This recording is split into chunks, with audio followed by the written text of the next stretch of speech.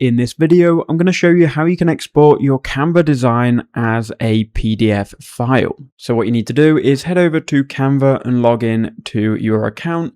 Here you can then go to projects in the top left-hand corner and find the design you want to export. So I'm going to click on this invoice here. So once we're on this invoice, we can then go to share in the top right-hand corner and you can then click on download.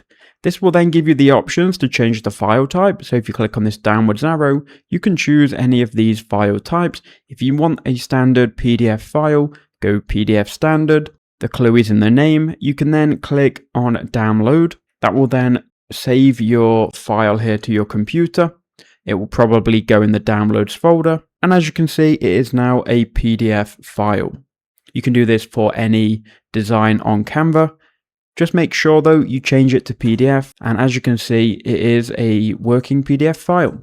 Thank you for watching.